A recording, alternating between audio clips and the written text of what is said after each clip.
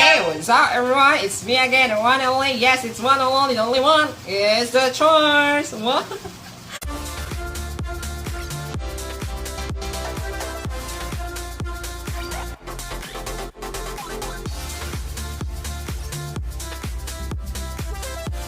So for today's video, another day for another video, people. So for today's video, people, we are going to discuss or to talk about science and technology and how it promotes nation building.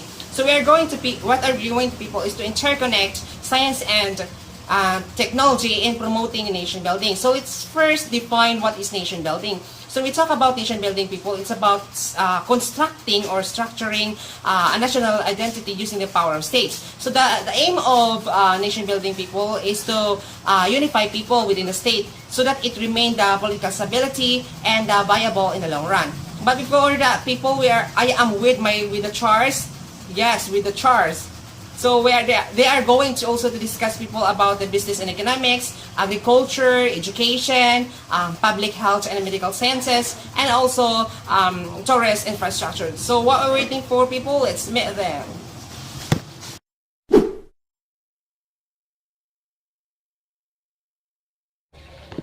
The Oxford Dictionary defines economics as the study of how a society organizes money, trade, and industry.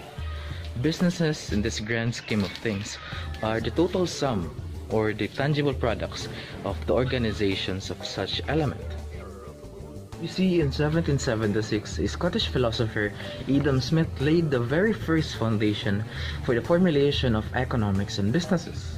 In his magisterial work, An Inquiry into the Nature and Causes of the Wealth of Nations, simply the Wealth of Nations, he laid what Smith called the first principle of economics, the propensity to truck, barter, and exchange one thing for another is common to all men, and to be found in no other race than humans.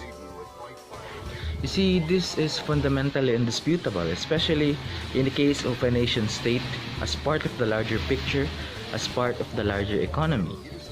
The infamous German sociologist Max Weber captures a fundamental theme in the so-called correlation.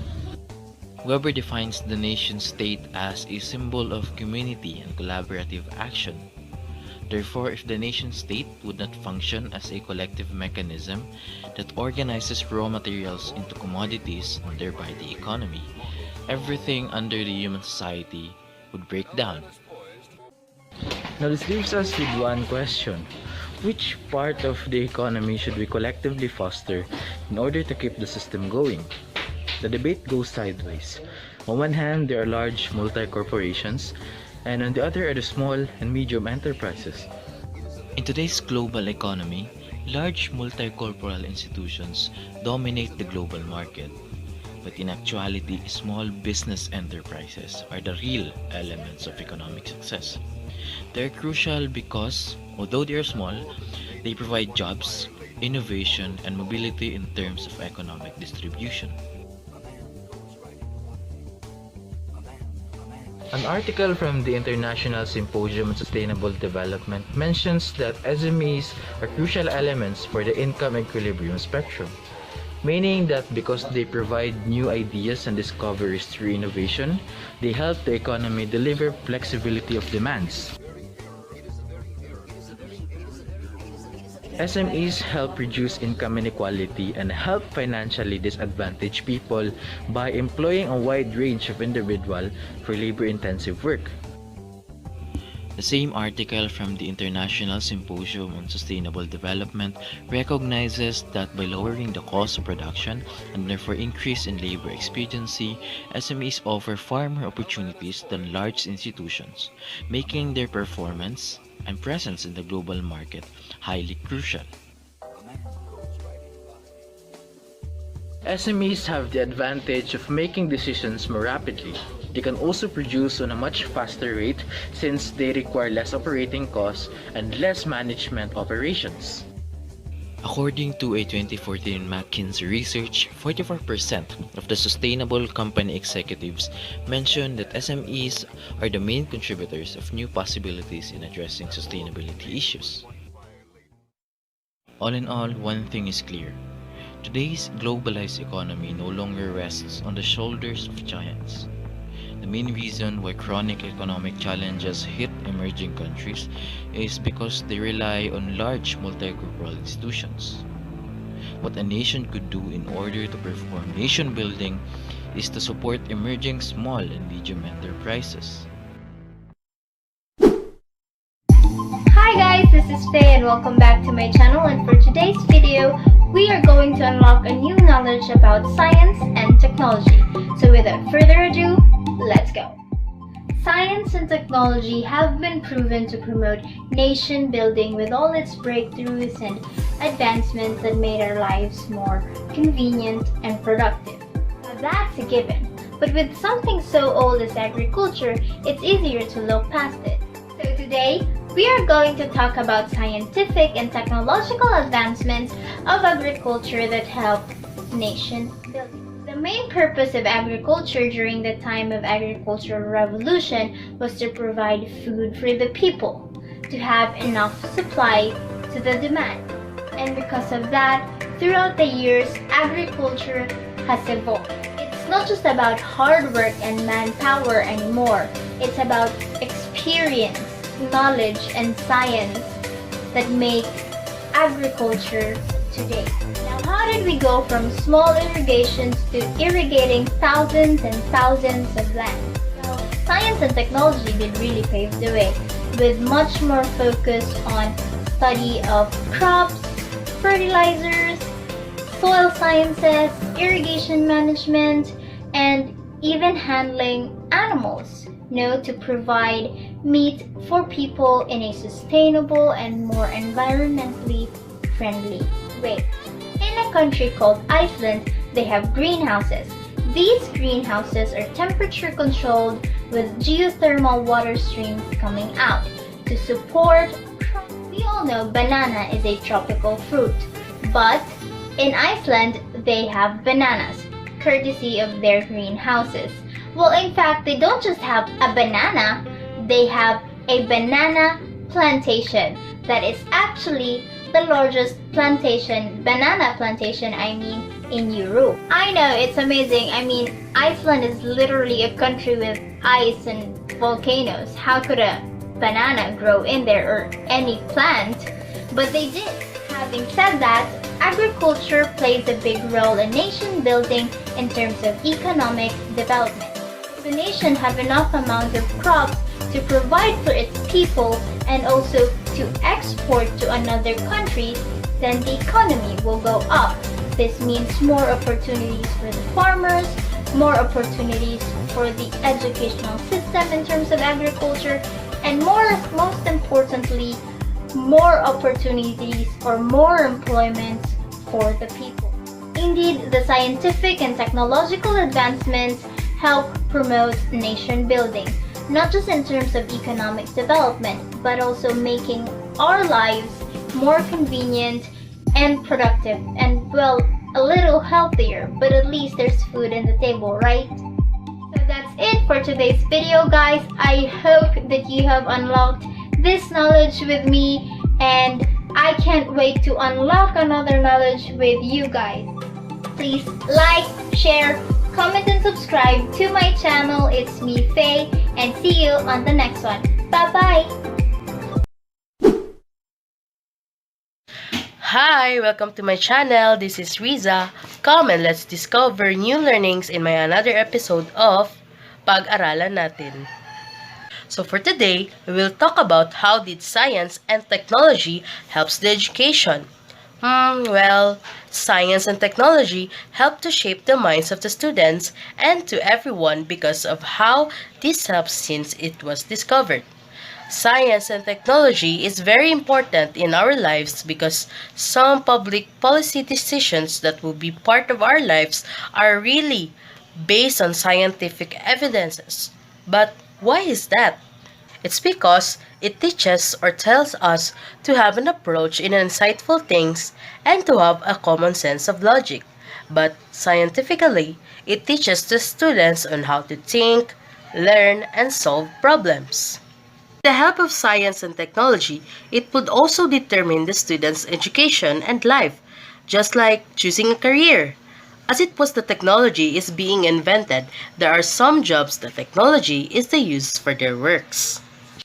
As being taught that science and technology helps the students in exploring, interpreting, and helps on how to manage the natural world. Although there are some pros and cons on this matter, but we always remember the big contribution of science and technology in our education. There was this mathematician, Professor Seymour Papert. He first introduced a microcomputers in the classroom. What did he do? He began teaching basic programming in the early 1980s. With his logo programming, he teaches his students these basic programming skills. And his idea onto this is to develop a student-centered learning, which is also a good thing for students to have a hands-on exploration, where students will retain knowledge when they grow from different aspects in life and to have an improvement on its education. Papert created this program by saying it is in a theory of constructivism, which he also called it bricolage, in which strategy for the students is to assemble like a building block of learning for themselves. So technology grows and grows and is more convenient and hassle-free, especially the technology helps our teachers becoming more to have their easy jobs for them like presenting their lessons, doing their grades, and many more. But the purpose also of this is that it changes the environment by improving in the general quality of life and also in making the world a better. According to a study of the natural phenomena, it allows students to experience such richness, excitement, and discovery in a natural world that would engage in critical thinking and acquiring skills. I believe science and technology blends on how we see it as challenging yet in an innovative way that we see technology is becoming more and more prominent, and it similarly works with upgraded industrial and technology progress among the people inside our nation. Even though technology can distract us, especially now in this generation, which can also cause a lot of problem, but we also see the good side of it, especially now that our setup is in an online class, a distance learning. With the help of technology, education is still ongoing, even though our country is not prepared on this situation. Since science and technology are part of a nation's strategy for improvement, but having knowledge of it is more important. Overall, we see science and technology is vital for society and its integration to our education, which could really help our students.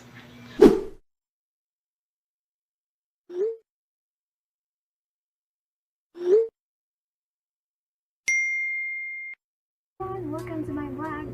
It's me, Means, and for today's video, we're talking about health.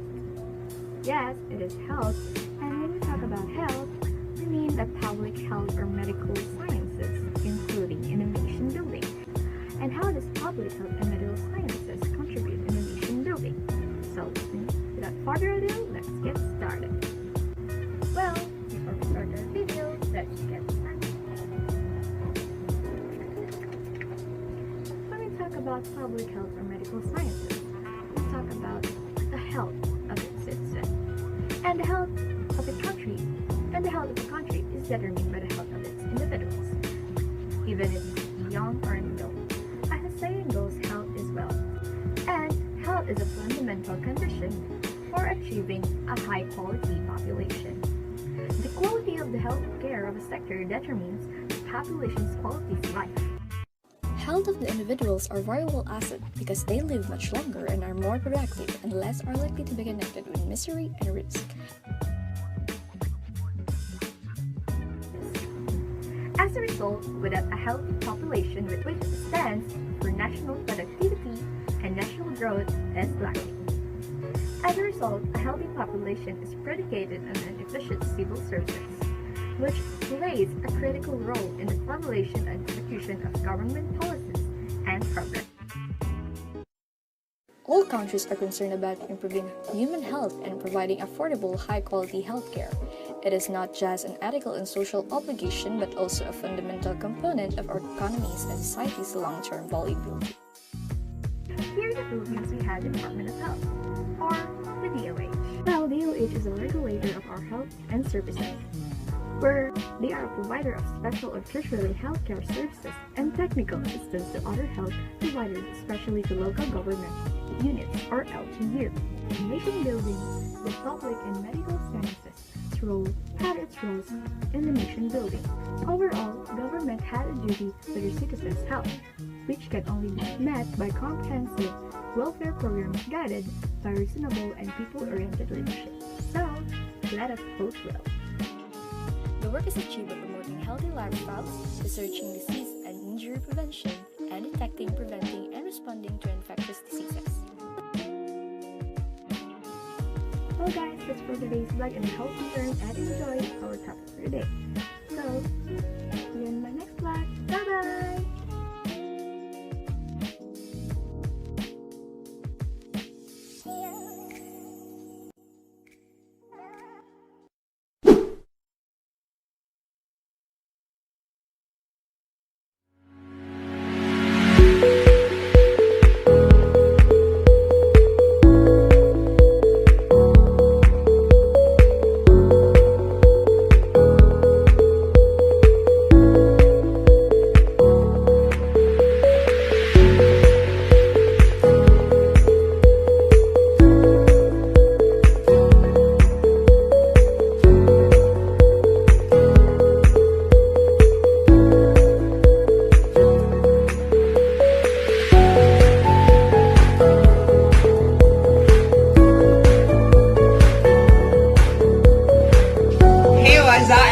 It's me again. It's one and only. It's Rodel Pitanyon. So, and for today's topic, people, we are going to discuss about tourist infrastructure. So, as what you have noticed in my topic, we are talking about here the tourism. So, tourism also, people, has the fundamental role in promoting a nation building. So, we're also going to talk about here about technology.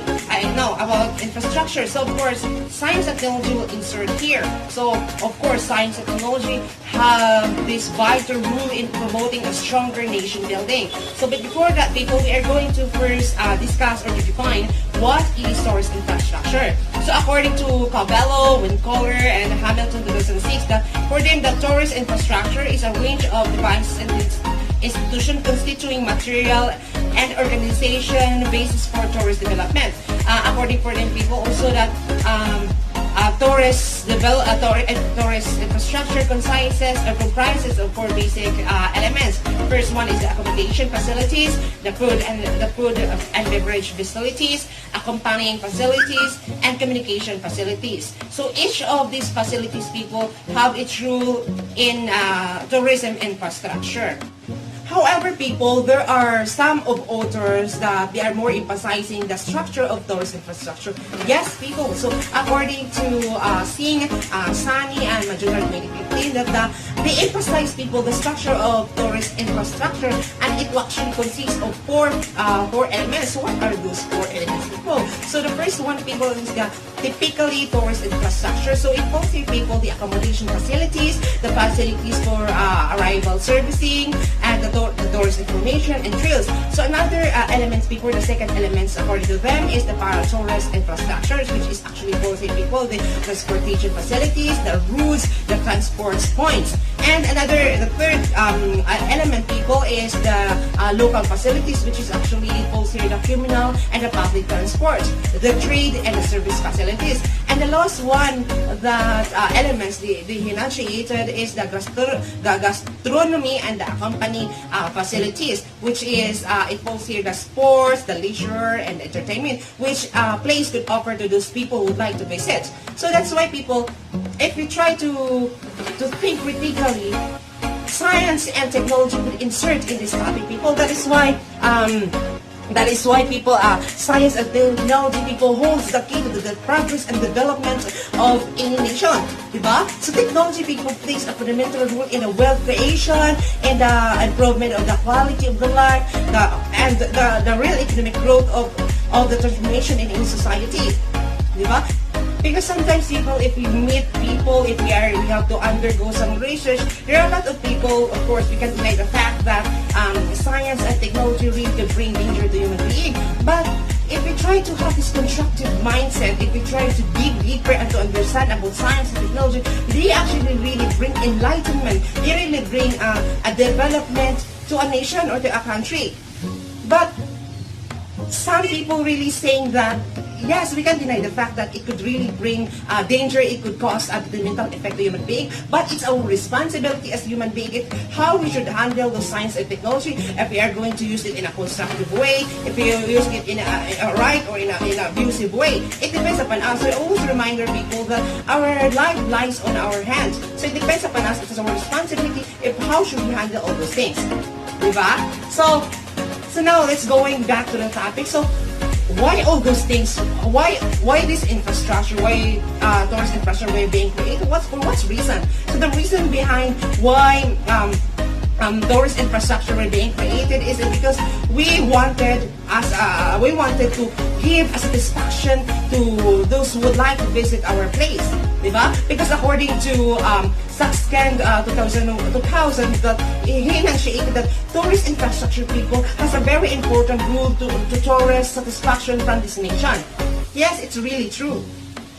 But also people, tourist infrastructure is not just about giving satisfaction, but rather it also helps, especially tourism, it really helps a lot, especially in economic stability of a nation or a country. That is why tourism really helps a lot in continuing, developing, and growing a nation or country. That's why according to Zental 2000, that the point out of the tourism has been major growth of economic industry globally for 5 decades.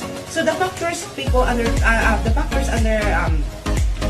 underpinning this growth includes the growth of incomes and wealth, improvement of transportation, changing lifestyle and customer values, and increased social leisure times, in education, in migrants, special events. That is why people, it has a really vital role, in our economic perspective.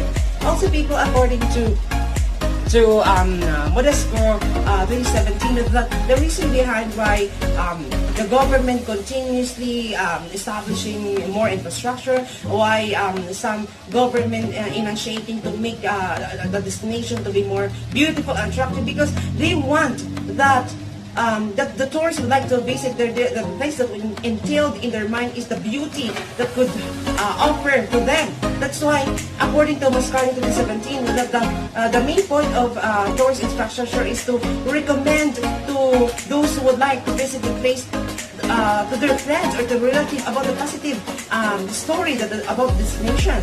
Since it seems like that, they could able to share the beauty that could the place could offer to them, diba? And by that, they could use that as a platform to share the story behind that destination they visit. So it seems like that. There are a lot of reasons why tourist infrastructure were created, why it is being continuously being established, because it really promotes a nation building. Yes, people. So now people, let's try to fly and to try to visit Philippines, and let's try to figure out how tourist infrastructure really helps a lot in contribution the economic perspective of the Philippines. That's why according to Philippine Statistic Authority, that the tourism industry increased its contribution to the economy, to the country's economy for almost about 15% of the gross domestic product. So imagine how big it is. It really helps a lot, diba? It really helps, especially in this middle of pandemic. It really helps a lot, especially to balance the equilibrium of the economic perspective in the Philippines. That's why, according to Tourism Secretary Bernadette Puyat, that he said and confirmed that the tourism industry has a vital role in the country's recovery from the adverse effect of coronavirus disease in 2019. Diba? It really helps a lot. recently people, the Philippine Statistics Authority or PSE people reported that the recent tourist contribution of the country GDP grew from 12.3% from 2018 and then it reaches to 12.7% in 2019. So imagine that as time went by,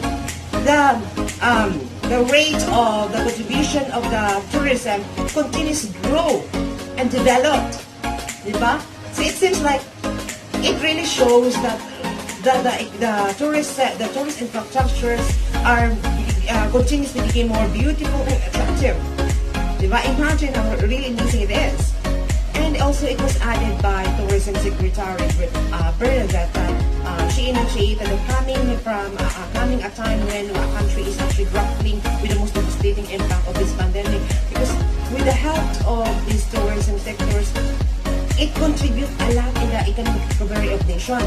And she said that she reported that in the Philippines Special Report that tourism industry has a crucial contribution in the economy in terms of productivity and employment generation, where it was being reported by the Philippine Statistics Authority or PSA that out of 100 Filipino people, there were 14. Yes, there were 14 Filipinos were being employed where in tourism related. So imagine people how really helps a lot. This tourism, building tourism infrastructure, how really helps a lot in our economic perspective, in economic stability. Yes, diba? Imagine, it's not just that. It also helps people to be employed, to have jobs, for them to be able to help their families. So it seems like it is in this matter, people. It seems like there's a reciprocation arises in this situation, in this matter, diba? So it really helps a lot. So in terms also in our places, in our destination, diba? Imagining that it seems like it is a reflection to us, diba? In our place, the beautiful place that we have, it seems like it's our reflection. Why is that? Because if how we should care our environment, or how we should care our places, this beautiful place or destination we have, it seems like it is also how we should care ourselves, how we should protect ourselves. It seems like that. We should also protect, it's our also responsibility, we should protect our environment so that we can able to preserve this. We can able to preserve this so that the future generation will also experience what we experience, what we feel, what we've been through, diba? What happened is we've been through, diba? It seems like that. So it is it's our also vital, especially that we should preserve them. It's our responsibility, diba? So it's in terms also in science, science and technology. We should also, it is also our to be a friendly reminders to us that yes, science and technology has this detrimental effect to humanity, but to try to think it critically and to have this constructive mindset to widen our perspective, science and technology really helps a lot to make our work easy and feasible, diba? And it also contributes us a lot. But somehow we should be to think critically, people, that it's our responsibility. Yes, that science and technology has detrimental effect, but it's our responsibility, people. As what I said a while ago, it's our responsibility if how we should handle those science and technology in our daily living. If we should use it in an abusive way, or if we should use it in a constructive way, in a right way.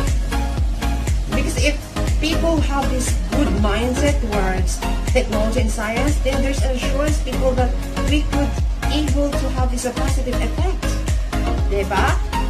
Because if people should have to be positive always, or to have this, to use it in a constructive way in the science and technology, well, of course, there's assurance, people, that we could march in our future in a peaceful country, diba? So that's the end of my video, people. So I hope you learned a lot from me. See you in our next video. Wait, tapos na? Wow. Anyway, people, thank you for my Charles for delivering those very informative discussion, which is very integral, and especially into this contemporary world. So if we try to dig deeper, people, or to have this, if we try to contextualize people, we can't really deny the fact that technology and science really help us a lot. It has really made our work easier and more feasible. But we can't deny the fact that this science and technology could cause a detrimental effect to human being. So, but if we try to have this constructive mindset, it's our responsibility, people, if we are going to use this science technology in an abusive way or in a right way. So always it's a friendly reminder rather, that our life, people, lies on our hands. So it's our responsibility anyway, if we should be more responsible in our lives. So it seems like that. So that's the end of our video, people. So don't forget to like, subscribe, and click the bell button there. Yes, down there, for you to be always notified for the next video that I'm going to be uploaded. So that's it. Bye. See you next week.